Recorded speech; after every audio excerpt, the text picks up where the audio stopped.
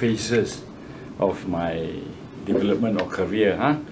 In the beginning, well, I suppose you have Singapore as a slum period, you know. Then we have the housing board period. Yeah. Because I worked for housing board also. You work for For a housing while, board? yeah. As an apprentice, you know. Then of course I have this period, the Pearl Bank period, which is called the private high-rise apartment period. Then came the condominium period. The condominium period is the private housing, right? Private housing period. Do you know the difference between apartment and condominium? Probably not so much, huh? Okay, fine. Anyway, so that was Pearl Bank represented something, a certain phase, and then came condo, also representing Singapore's certain phase of, you know, is physical development. Now my last phase is the fourth. Is it the fourth or the fifth? Fifth. Fifth already. It's the Skyland phase. Skyland. Skyland? Have you heard of Skyland? No. No. Land in the sky. Yeah. That we've heard Land of. in the sky. Okay, as a sky, and then the land. So you'll be building everything upwards. Sorry? Yeah. Well, not quite. We are all building upward, but we are building upward in the form of apartments. I'm advocating it to be built in the form of land. You know, we don't build apartments. I don't think we should build apartments anymore. We should build land for our population. And that's something that I think is a next phase that I'm investigating, and also the next phase for Singapore. I think the next 50 years we have to think about using skyland instead of just using apartments. You know? So that's a so-called range of phases that went through my life.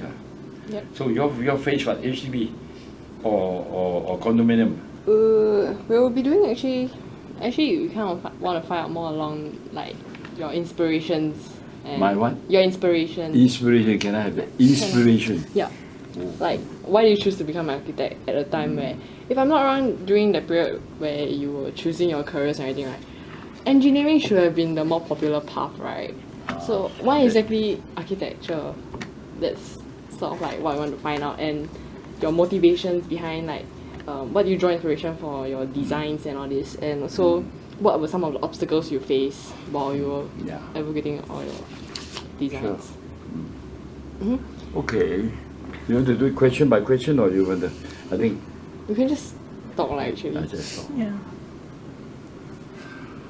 Okay. Singapore was in a slum and squatter period, right, in the beginning. So housing was, or healthy housing, or architectural housing, you know what I mean? Housing with architecture in it was not known in Singapore in those early days. And young people grew up in slums and in Chinatown or in squatters, atap houses, you know, in the outskirts. I was fortunate that I was just in Chinatown and some of the slum buildings. That's okay. So the idea of a living space became very, very meaningful to me from very young. I'm curious about why people live like 5 families or 6 families or 7 families in one floor, you know. Those shop houses in the old days, minimum half a dozen family or more, man, half a dozen. In fact, if you have read Nanking Street, is it 19 Nanking Street, that Dr. Go make a research. You know who is Dr. Go?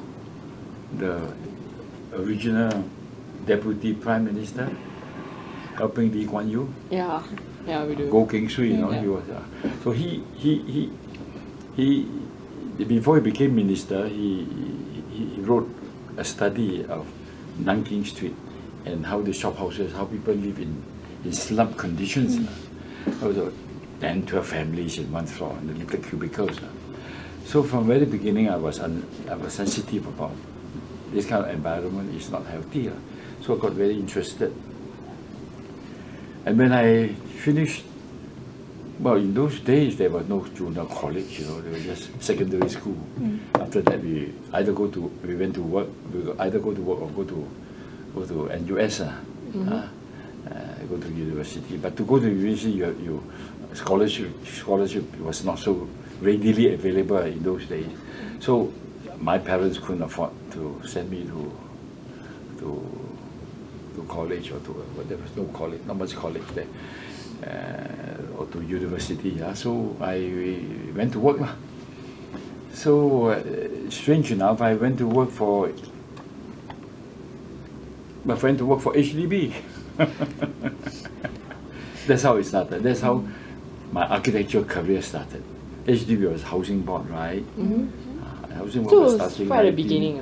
Huh? You started off right at the beginning with HDB.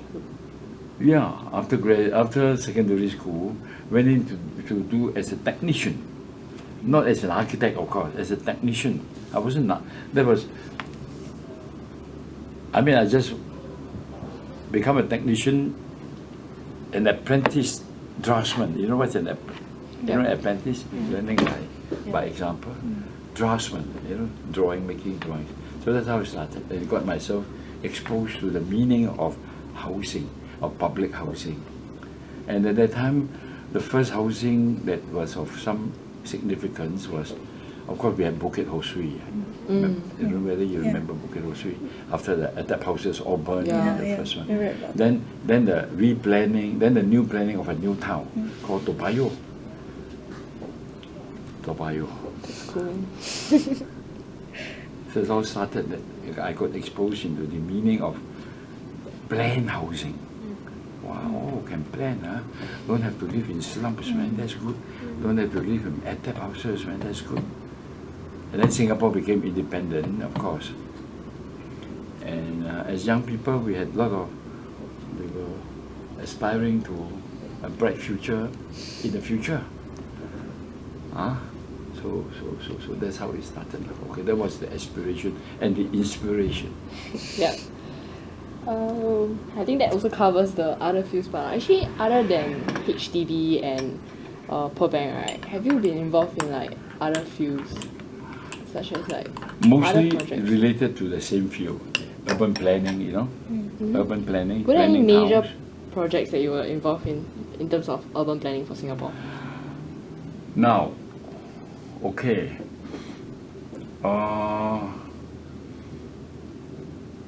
Now let me see how I put it. There was this development plan, like Pasir Ris development plan, Jurong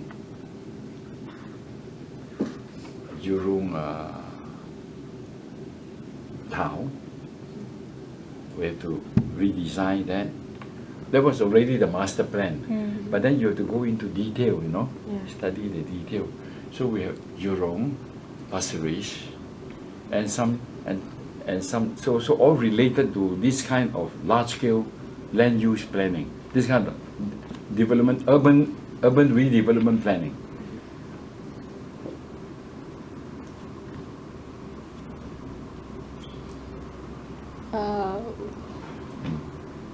What do you think is one of the most significant contributions they have made to the urban landscape of Singapore?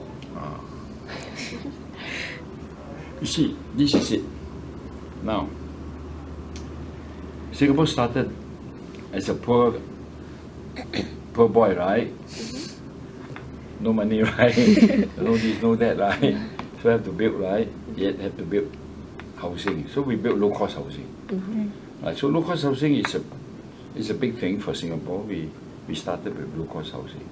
But then because it's low-cost, the type of plan was very ordinary. You know, the corridor, the nice story corridor, and then you have the balcony access, right? So you walk corridor, and then you see people's living room and all that, right?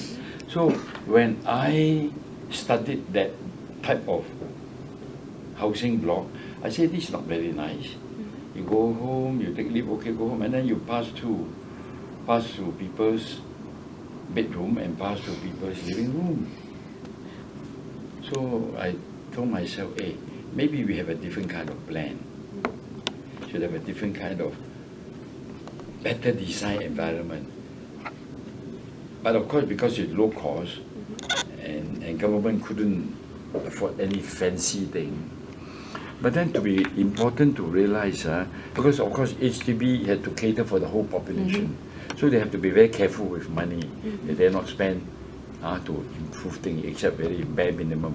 But when I had the opportunity to reconsider this in Pearl Bank, that is a demonstration of how very important. You see, the HDB block is a slab block straight like this, right? Corridor outside, right? Or corridor, nice story, corridor, right? So then I said, hey, why don't we bend it out? And this become Pearl Bank. Understand? A simple thing, just bend it. Now what's the good point? Why you bend it for? First, they become a more friendly building, I think. Because the corridor is like closer to each other, and you can see your friends walking along the corridor, not see the back only. These are little improvements, you know. More important is privacy. Privacy. When you stay, you want a kind of privacy. Because in the past, in the beginning, we had no privacy when we work, when we live in slums. Because very nice, very friendly neighbors. They help each other in their cooking. They help each other in very many things. But there's certain things which need a bit of privacy. So I thought privacy was very important, and that's why the Pearl Bank given this example. And the more important thing is when you go home, and that is why Pearl Bank became famous, because it's like an example of high-rise living with privacy and with varieties. Privacy and varieties. And able to encourage community. Because if you have a corridor straight line, you like pai xie, look around. Yeah, that's true. That's Go true. straight line. Excuse me. Yeah, no problem. It's okay. Hello. So that. Have you been to Pearl Bank? Have you gone up there? We haven't gone up yet, but we did see like the pictures and everything. Oh, pictures. It should be quite interesting to we solve many problems because it's the first super high rise, right? In fact, the first super high rise in Asia, you know. Yeah, it was. We're very brave, you know. At the time, people write in the newspaper, "Are you sure it's safe enough to live so high? Will the babies be blown away?" And what about dinners? Are you sure you can have dinner in your dining room? Birds come and eat your things like that. So quite cute. So those were, and more important, we wanted to create community to so that not only on the ground but even in upper floor there is some community discussion. That is why in the housing board you place the living room next to the corridor, right? You walk past.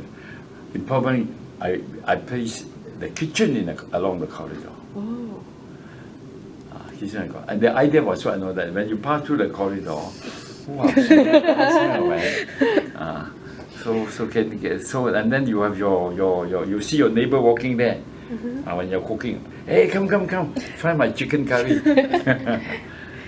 That kind of friendliness hopefully could be encouraged by just making the corridor more friendly, more visible, and it become like a kampong environment.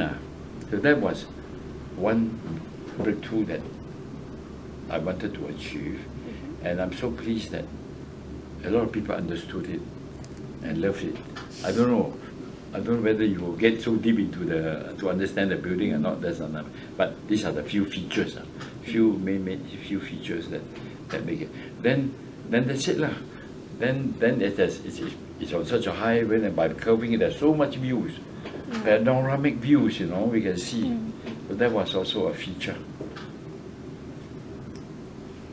All right. Then because the building is shaped this way, it become point number 5. Become a wind catcher. Wind catcher. It's like a sail. Catches the wind and send the wind below, so that people living in Burbank no need aircon. No need aircon. Wow, airflow, very nice. So those are the few good things. All right. Enough for Burbank. Actually, what were some of the obstacles that you faced when you actually proposed this idea? Obstacles. Yeah. I mean, are you talking about this particular one or my whole career? You can. Actually, just whole career will do like. Whole career will do lah. Yeah. Whole career, my first obstacle lah.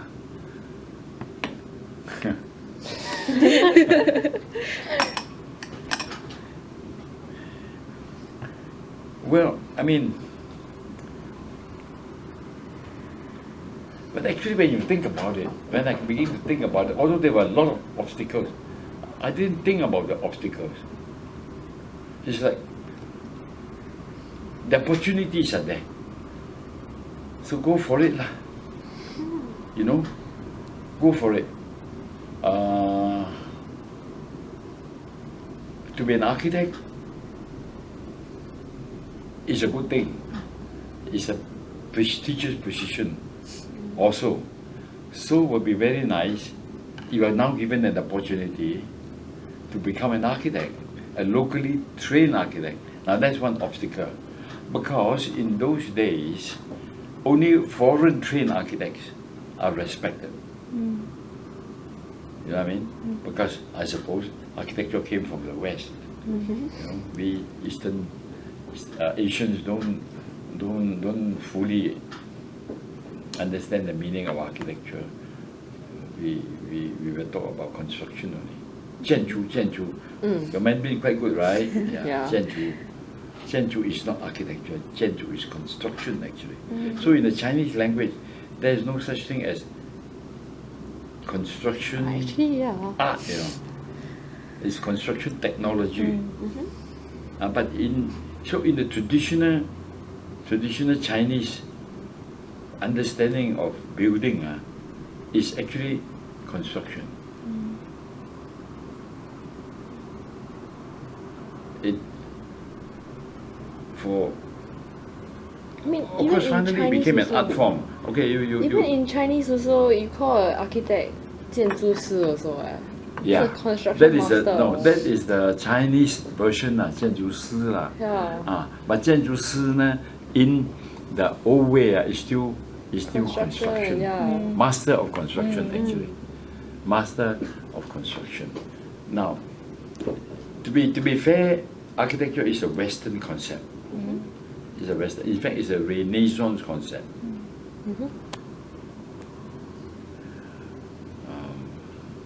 It became an art form. You know what I mean? Yep. Become an art form.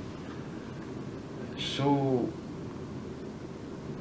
it has a lot of meaning in the sense that it has a lot of contribution. Like you can contribute to the city, to the built environment, by being aware, by being able to see a building as a piece of art, not as a piece of construction. And I hope it can be quite abstract, but I try to understand that. At the moment in Singapore, unfortunately, we don't even see it as construction, we see it as property. That's true, that's true. Yeah. Property value, you know. You can make money or not. Nothing wrong. There must be value.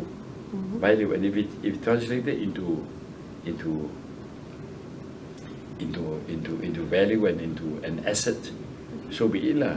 But that's why good buildings become relics and become a piece of, Yeah, people go and appreciate the art. land in it. icon that people want to keep as a memory and so on. So that was what the meaning of architecture.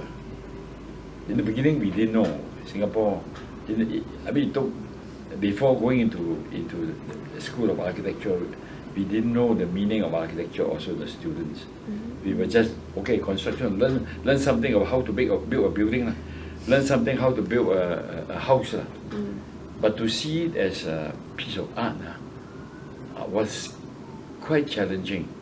It took us quite some time to understand it. Because in those days there wasn't enough books also. There's no books on, much books on architecture, and there were no good examples, only Western examples that we refer to magazines, this and that. So that was one obstacle. The other obstacle is the social obstacle that, oh, you're local trained, not so good. Do you face any obstacles like from your family or something? Do your parents like object to you going into architecture? Oh, no. To them is, oh good, you got another job. You got a job. They don't understand the professional role and the professional, like, of course they understand doctors, lawyers, I think they understand. But to be a 建筑师 at that time, It wasn't a it's not a popular thing yet.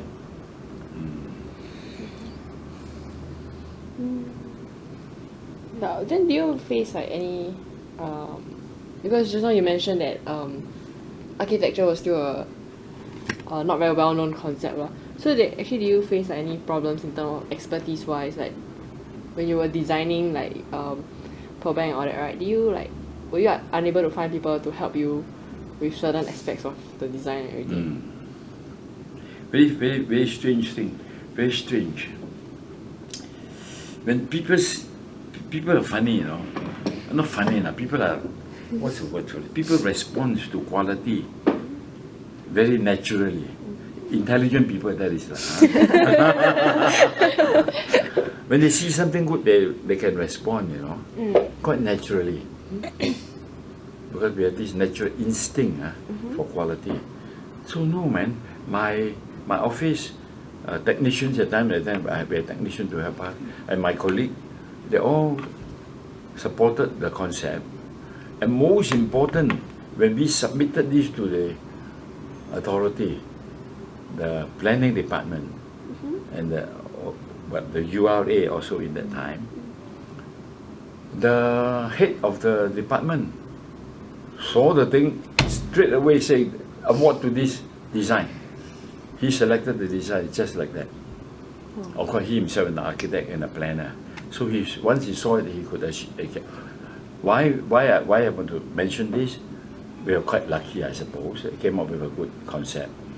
And because it's round shape and got a bit of features here and there, the developer, who's the investor, right? The developer, say, hey, your design quite expensive to build, So that's one obstacle, right?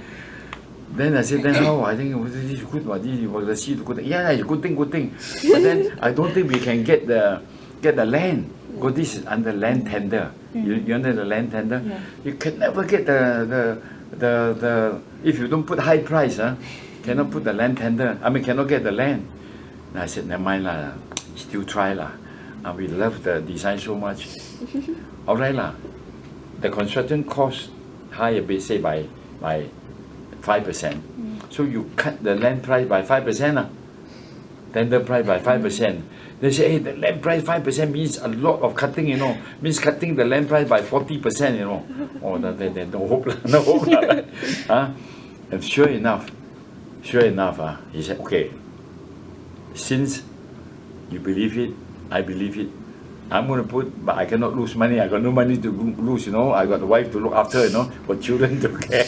Cannot go bankrupt. Kind of thing. So he put it in a low tender price, just in a way to show that, okay, he support a good design. And so lucky, the department, the head of the department saw it, liked it, and were prepared to accept a low tender price, losing almost, I don't know how many hundred, losing $1 million or something. At that time, $1 million very big, Lost $1 million. The highest price was say 2 million. Ours is only 1 million. So lost $1 million. So this head of the department got to write a report to the design. Why Why need to support this? Because this is something that we must use to demonstrate, so that we have to tell the world that Singapore appreciate good design. Not just want to build slums only. So therefore, we were lucky that we have a good head, and also the minister supported it. I don't know whether the minister or the committee lah, but I suppose the minister must have sat at the head of the committee. So, but you don't use the word minister, okay? Otherwise the minister says, I didn't say that. Actually, yeah, that was one of the questions that we had, because if you're not wrong, at that point HDB was the trend, because HDB was just spamming buildings and everything. So how do you actually get started on the idea of like, oh, actually we should go into condos instead? Because I mean, yeah, like you say, we were all living in slums and everything, and HDB was really trying so hard to move people out from the slums into HDB already, and it was really taking a lot of effort already. So how do you like foresee that there will be demand for private housing? You see, this is quite interesting too, to understand that. One part is to meet the needs of the working population, working class, the shall we say lower income group lah. The other need is the middle income group. The middle income group important because they are like, okay, people with some brain some knowledge and some able to contribute to the growth of the country. And this strata of population also need to be looked after, need to be catered to, give them good class housing. Now, their favorite housing was actually landed properties. For the middle income group, landed properties, terrace houses, semi-detached. They love to have a piece of land to build their house, and that's high value. Stay in an apartment, okay, low cost housing, but some of them may not even qualify because their income is higher, you see, so they don't even qualify for low cost housing. So government said, cannot, we must look after this group, They are clever people. We want them to come to the government to work in the civil service, and also we want them to go into business to help in managing the businesses and grow the economy. So, what to offer them? Not enough land, right? How to give them everyone a terrace house, don't talk about semi-detached. If you calculated, so many thousand families, one terrace house, half the Singapore gone. So cannot. That is why the idea of condominium came out. We can give something different to replace landed property. Now, landed property, although it has certain sense of security, it also has like certain negative points. Like they don't have communal facilities. I mean, in the road, in a street, in a small road, or terrace outside, lines outside, where got swimming pool, and your own house also too small to build swimming pool, and not only that, your own garden is so small. At that time, we call it handkerchief garden, as small as a handkerchief, you see, so small. And also maintenance of landed property also more difficult, of course, more costly to build, and so on. And security is important. Security.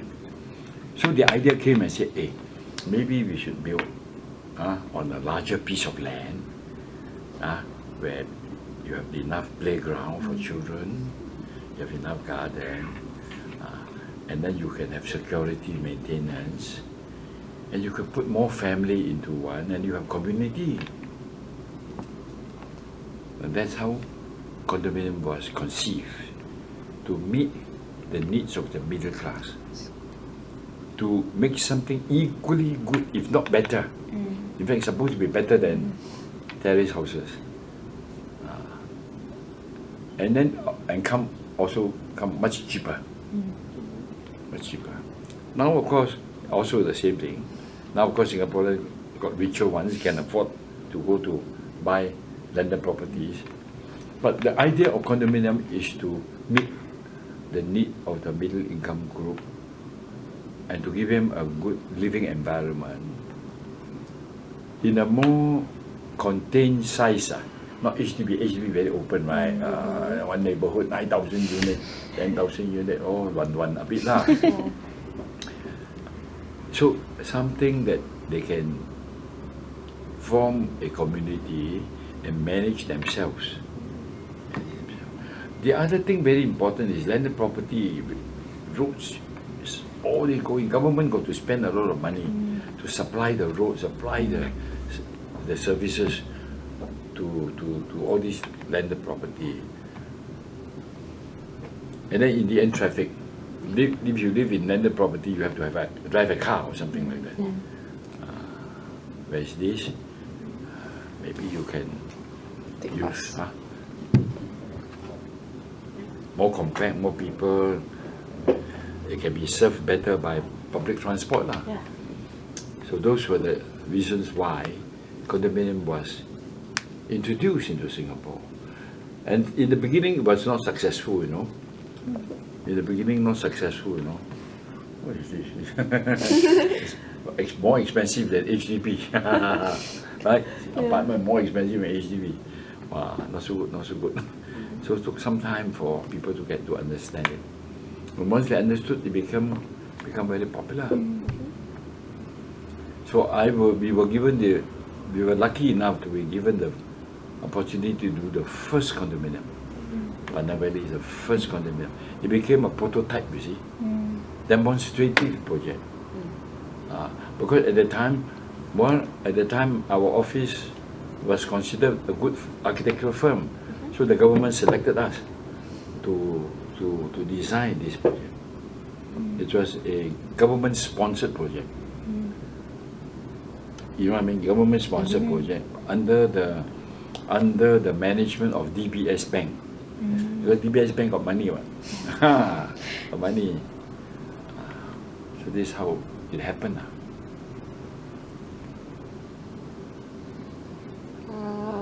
Okay, then we actually have another question also is how do you balance like quality with quantity? How to balance? Yeah, honestly, if you have to build condos, right, naturally. Okay, how to say this now? How to go and put it in such a way that when you write about it, it won't be misunderstood. No, it's okay, you just tell us and then we'll understand. Because we are doing a video, so yeah, it's up to You see, interpretation. there's direct relationship between quality and price. There's a direct relationship. Of course, once become iconic already, then it become priceless in a way. Become priceless. Become a conserved building. Become a historical value. Then of course, it's not in the market anymore. You know, when it's a conserved building, it's not for market for buyers. Although people do buy a conserved building, but it's not like a jewelry or a diamond. You know, it keep on increasing in price so simply. So fortunately, therefore, architectural design value is not entirely reflected in its price. It's entitled for other meaning in it. So when you say how to balance, actually through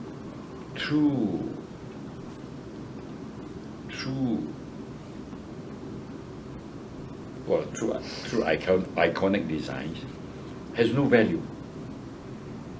It's priceless in a sense. But then when you want to put a price on it, then actually who wants to buy it? You know, I mean, like a temple, or cathedral. You know, who's going to buy it? No, really nobody wants to buy it. And yet it's priceless, you know, kind of thing. So in housing then, of course, the only thing in housing, is there a direct relationship?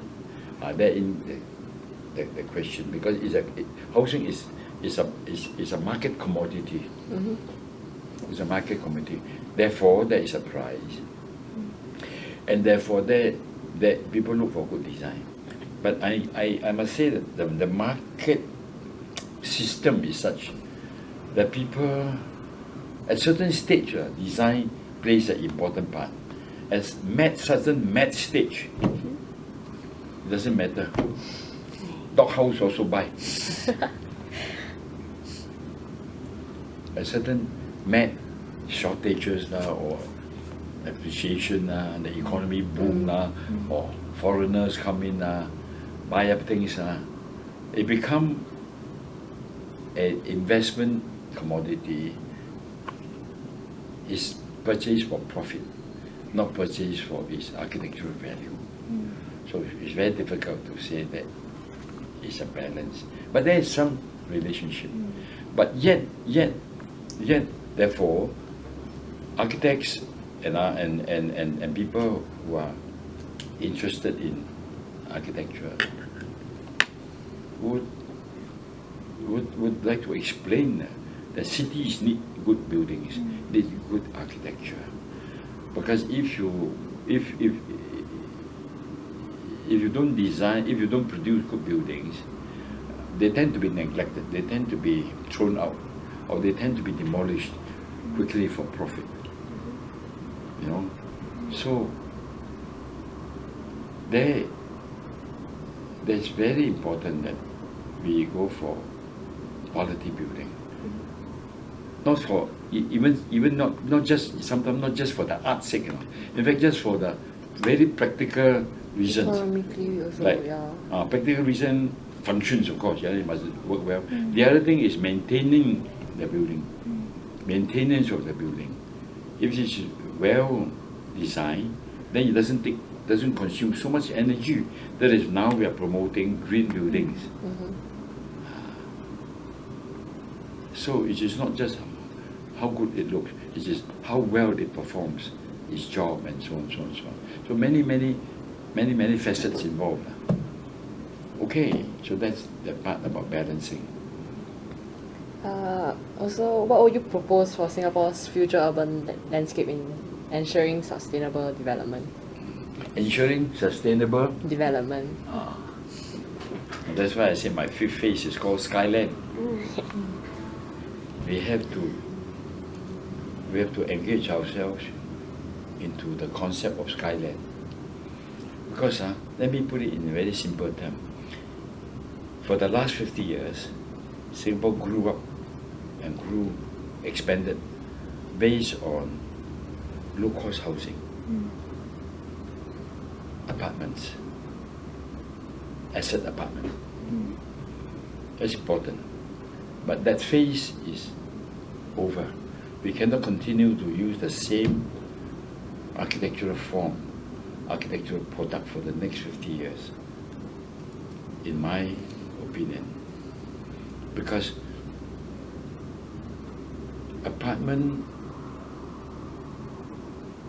buildings or apartment development takes up too much land.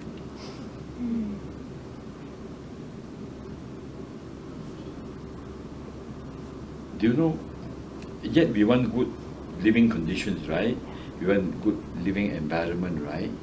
Just like 50 years ago, 50 years ago, when Singapore got independence, straight away the calculation, wow, how many terrace houses can we build? Not enough though. We all have to go to build on the sea, man. Float in the island maybe. So in the same way, if you want to have a bigger Singapore, more vibrant, and more, we have to replace expensive apartments, or we have to replace apartments with something else. And my concept is land in the sky.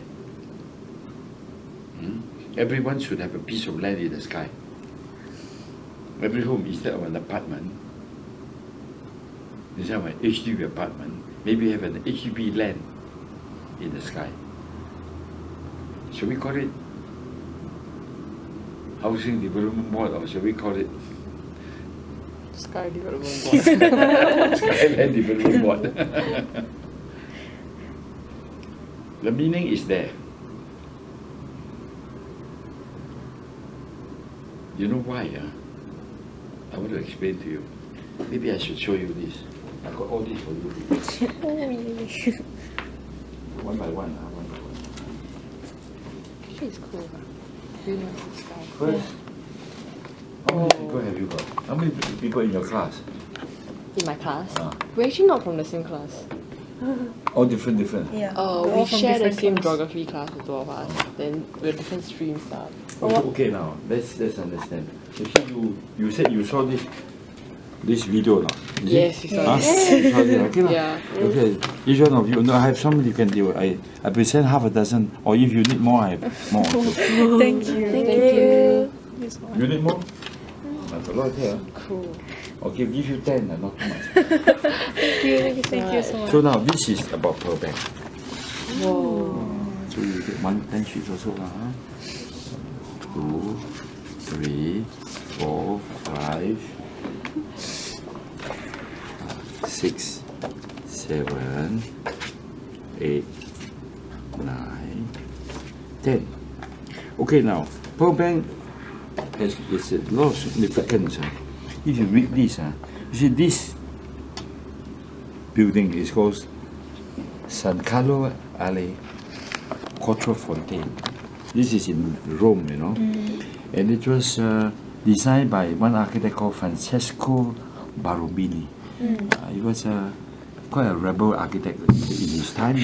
1638.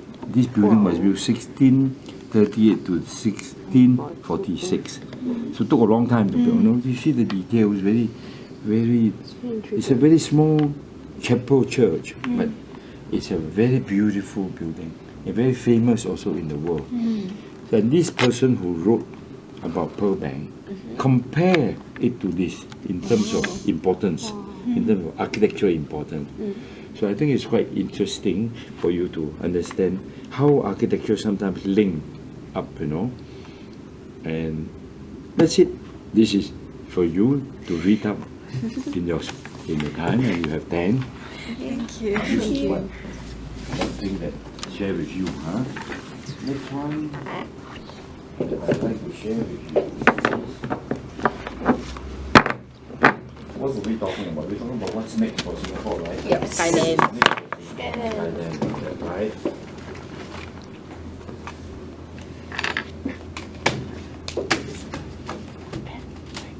Huh?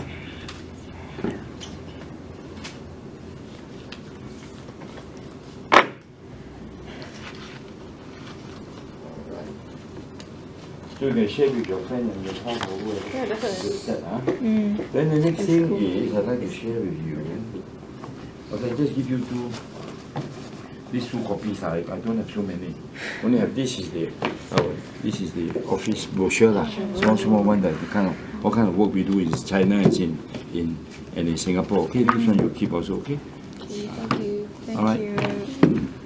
Then now something for you also. My dad wanted to be an This architect. is Skyland is our future. I only have 3 copies. Okay. Skyland is our future. Now this also the accompanying brochure which we use when I give the talk. This is when I received last year gold medal talk. Received the gold medal award 2013. So I had to say something to discuss this. So that's one thing. Then secondly is this is the future. I have 10. Can you count? Can you count? 3 here. 3. 5, 6, You take 10. That one also 10. 7, 8. 2 more. Okay. Now this is about Thailand. So in future, this is the new architecture for housing board to build. You build land up there. Okay. This MRT station somewhere here. And the idea is we don't want to stay in HDB housing board anymore. We want the population to move to land in the sky, and they will be given a plot of land, and then they build their own house. Isn't that nice? Yes.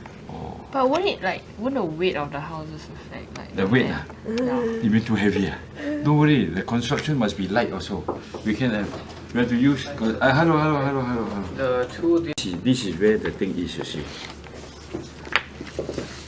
We are talking about metamorphosis. It means changing Singapore into a new kind of city. You know, metamorphosize it Well, it will literally be a garden city. into a garden city. What there?